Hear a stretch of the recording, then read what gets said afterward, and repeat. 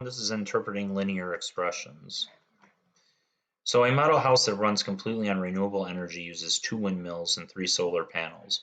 Each windmill generates M kilowatt hours of energy per year, and each solar panel generates S per year. Which expressions can be used to describe how many kilowatt hours of energy the model house will output in 10 years? Okay, so it's going to be 2 times, for windmill, they say M, plus 3 times S for solar panel, and then that needs to be multiplied by 10 years. So when we look at our choices, that is choice D.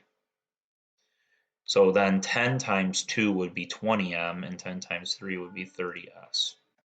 So the answers would be B. Okay, for this one, we need to do the matching. So a single ticket to the magic show costs $T, but there is a discount of 5% per ticket if the group buys 10 tickets. The expression 10T minus 10 times 0.05T describes the total cost of buying 10 tickets for a group. Okay, so let's break this down. So the group buys 10T, so 10T would be 10 tickets. The amount of discount per ticket, we know from the reading that it was 5% discount per ticket, so that would go here. The number of tickets, we know we're buying 10. The total discount for 10 group tickets would be 10 times the 0.05, the percent you're getting, times the number of tickets. And then the cost of buying 10 tickets would be 10T. That would be without the discount.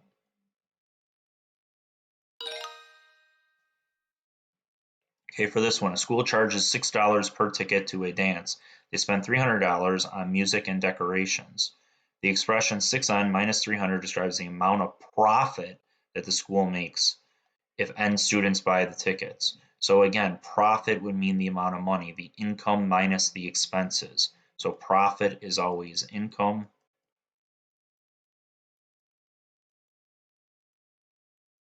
minus expenses.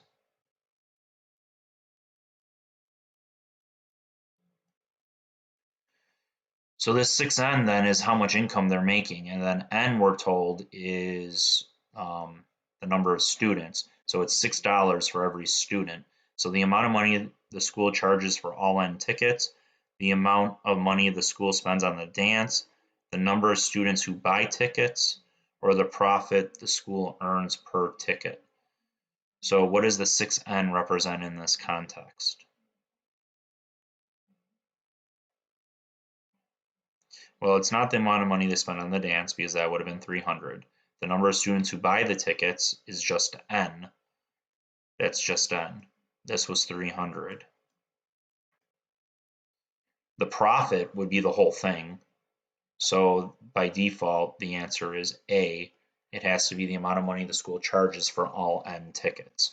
So they would be charging $6 times all the tickets that they sell.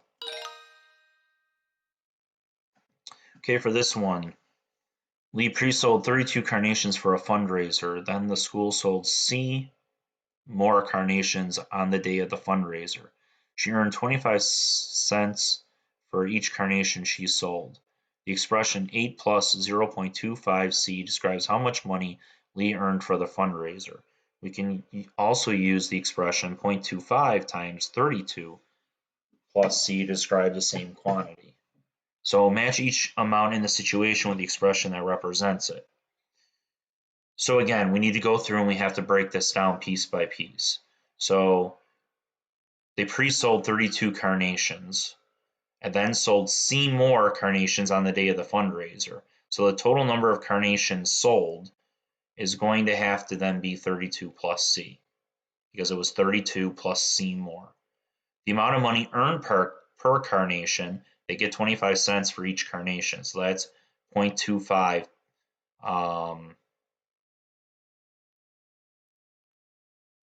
times C, we'll say at the moment, because that's the amount of money 25 cents per carnation.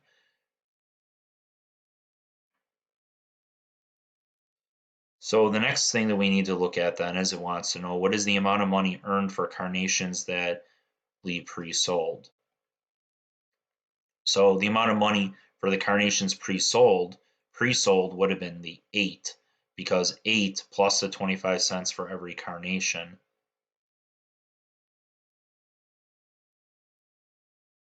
And the amount of money earned for carnations that Lee sold on the day of the fundraiser.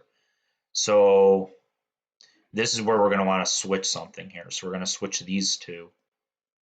So the amount of money earned per carnation is 25 cents, and then the amount of money total that was earned on the day of the fundraiser was 0.25 times C.